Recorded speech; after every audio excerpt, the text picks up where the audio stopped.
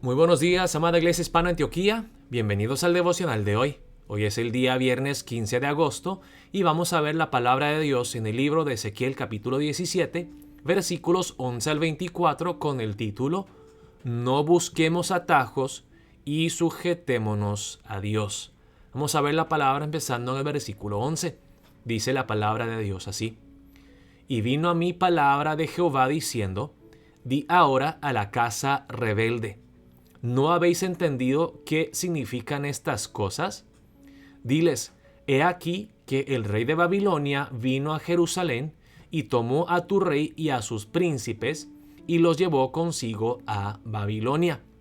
Tomó también a uno de la descendencia real e hizo pacto con él, y le hizo prestar juramento, y se llevó consigo a los poderosos de la tierra, para que el reino fuese abatido y no se levantase, a fin de que guardando el pacto permaneciese en pie. ¿Qué pasó aquí, hermanos? Pues vimos en la palabra de ayer las dos águilas. La primera águila representa a Nabucodonosor, que se llevó consigo al rey Joaquín.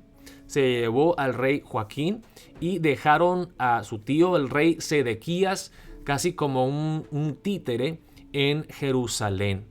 Y Sedequías hizo un pacto, un juramento con Nabucodonosor, diciendo, pues ok, vamos a llegar a un acuerdo, nosotros vamos a entregarnos a ustedes.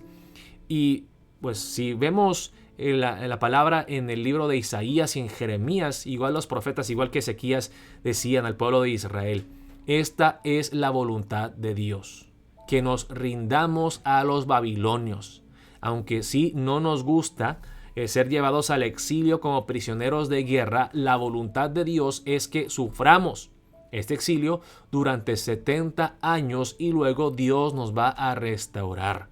Habían falsos profetas que decían que no era cierto, pero esta era la voluntad de Dios. Vemos dos cosas aquí. Primeramente, vemos que Sedequías hizo un pacto, un juramento con Nabucodonosor. Así que si se hace un pacto, si se hace un juramento, una promesa, hermanos, debemos de cumplir.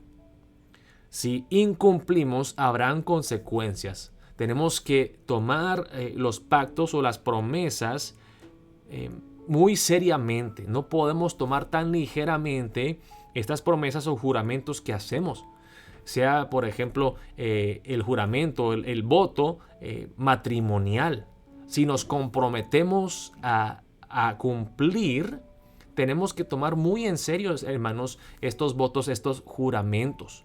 Lo segundo es que pues Dios ya les había revelado a la gente en Jerusalén y a Sedequías que este era el plan de Dios para ellos. Era parte del plan, aunque no era algo placentero, no era algo que les gustaba. Ellos tenían que someterse a la disciplina amorosa de Dios para luego ser restaurados. Pero vemos tristemente, hermanos, que Sedequías cometió dos errores graves. Primeramente, él, dice aquí, se rebeló en contra de Nabucodonosor, el rey de Babilonia. Violó su pacto, quebrantó la promesa que él hizo con Nabucodonosor. Así que no fue un hombre de su palabra. Y segundamente, quiso buscar una salida, un atajo, una salida fácil. No quiso sufrir.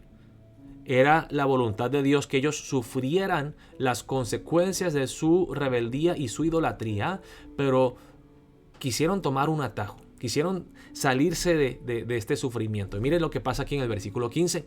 Pero se rebeló contra él. ¿Quién? El rey Sedequías se rebeló contra Nabucodonosor. Y no solamente contra Nabucodonosor, sino en fin contra Dios, enviando embajadores a Egipto para que le diese caballos y mucha gente. Egipto, que era la segunda águila. Dice, ¿será prosperada? ¿Escapará el que estas cosas hizo? ¿El que rompió el pacto podrá escapar? Vivo yo, dice Jehová el Señor, que morirá en medio de Babilonia, en el lugar donde habita el rey que le hizo reinar, cuyo juramento menospreció y cuyo pacto hecho con él rompió. Hermanos, no importa con quién hayamos hecho este juramento, esta promesa, este pacto, no importa si son cristianos o no cristianos, el punto es que tenemos que ser hombres de integridad, que cumplimos con nuestras promesas, que cumplimos con la palabra que nosotros damos. Y tristemente vemos cómo el rey Sedequías no cumplió el juramento, el pacto que hizo con el rey Nabucodonosor. Eso le desagradó a Dios grandemente. Y no solamente eso dice, y ni con gran ejército ni con mucha compañía hará Faraón nada por él en la batalla, cuando se levanten vallados y se edifiquen torres para cortar muchas vidas. Por cuanto menospreció el juramento y quebrantó el pacto, cuando he aquí que había dado su mano y ha hecho todas estas cosas, no escapará. Por tanto, así ha dicho Jehová el Señor, vivo yo, que el juramento mío que menospreció y mi pacto que ha quebrantado, lo traeré sobre su misma cabeza. Extenderé sobre él mi red y será preso en mi lazo, y lo haré venir a Babilonia, y allí entraré en juicio con él por su prevaricación con que contra mí se ha rebelado. Y todos sus fugitivos, con todas sus tropas, caerán a espada, y los que queden serán esparcidos a todos los vientos, y sabréis que yo Jehová he hablado. Así ha dicho Jehová el Señor, tomaré yo del cogollo de aquel alto cedro y lo plantaré. Del principal de sus renuevos cortaré un tallo y lo plantaré sobre el monte alto y sublime. En el monte alto de Israel lo plantaré y alzará ramas y dará fruto y será magnífico cedro. Y habitarán debajo de él todas las aves de toda especie, a la sombra de sus ramas habitarán. Y sabrán todos los árboles del campo que yo Jehová abatí el árbol sublime, levanté el árbol bajo, hice secar el árbol verde e hice reverdecer al árbol seco. Yo Jehová lo he dicho y lo haré. Entonces vemos, hermanos, las consecuencias destructivas de no cumplir el pacto, de no cumplir con el juramento que hizo Sedequías. Y además de eso, cómo Sedequías, de una forma muy astuta, busca salirse del problema, y en vez de sujetarse a Dios y su voluntad, en vez de buscar a Dios, busca su ayuda, busca la salvación, podemos decir, en el faraón y en Egipto.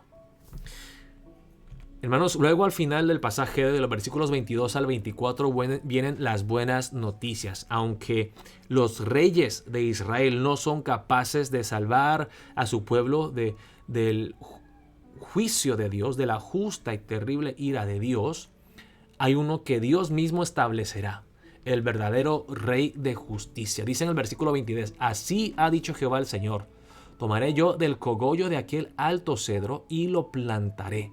Del principal de sus renuevos cortaré un tallo y lo plantaré sobre el monte alto y sublime. El monte alto de Israel lo plantaré y alzará ramas y dará fruto y será magnífico cedro. Y habitarán debajo de él todas las aves de toda especie, a la sombra de sus ramas habitarán. ¿De quién está hablando aquí Dios? ¿Quién está profetizando? De Cristo Jesús. Aquí está hablando del linaje davídico y que vendrá un rey, un verdadero rey que reina en justicia. Y él será de bendición. Dice, en el monte alto de Israel lo plantaré, alzará ramas y dará fruto y será magnífico cedro. Habitarán debajo de él todas las aves de toda especie, a la sombra de sus ramas habitarán. Y sabrán todos los árboles del campo que yo Jehová abatí el árbol sublime, levanté el árbol bajo, hice secar el árbol verde e hice reverdecer el árbol seco. Yo Jehová lo he dicho y lo haré. Y hay profecías, hermanos, en el libro de Isaías, ¿verdad? Que hablan de Jesucristo, que como un pequeño renuevo, tierno, débil, nace, va a nacer, va a surgir el Mesías. Dios nos dará un verdadero rey que no incumple sus promesas, su pacto, sus juramentos, que no depende del hombre, que no busca en Egipto, en Faraón, la salida y la salvación, sino un verdadero rey que hace las cosas justamente y rectamente. Jesucristo, el único rey que realmente nos puede salvar. Vamos a empezar el día de hoy orando de esta manera. Oh Dios, gracias por hacernos entender, oh Señor, que tenemos que ser hombres que cumplimos nuestras promesas, nuestra palabra, que no debemos de invalidar nuestros juramentos, nuestros pactos. Tenemos que ser hombres de integridad y que no seamos como Sedequías, que buscó un atajo, que buscó salirse de la voluntad de Dios porque le tocaba sufrir. Ayúdanos a entender, oh Dios, que a veces es tu voluntad que nosotros pasemos por tiempos difíciles, y no porque tú nos quieras destruir, sino que en tu disciplina amorosa tú nos quieres restaurar, nos quieres santificar. Estás haciendo algo en nuestros corazones, aunque nos duela, aunque no queramos. Tú estás formando a Cristo en nosotros. Ayúdanos a sujetarnos a tu voluntad, aún en los tiempos difíciles. Ayúdanos a perseverar, oh Señor, en los tiempos de prueba, para que se haga tu buena y perfecta voluntad en nosotros. Y luego veremos cómo tú nos levantas, nos vindicas, nos justificas, y podremos glorificarte a ti, oh Dios, a través de ese proceso de santificación, de perseverancia en fe. Oremos de esa manera para empezar el día de hoy, y el día de mañana a las 6 de la mañana nuestro hermano Iván estará compartiendo su reflexión para nuestro tiempo de oración matutina. Dios los bendiga, amada Iglesia Hispana Antioquía.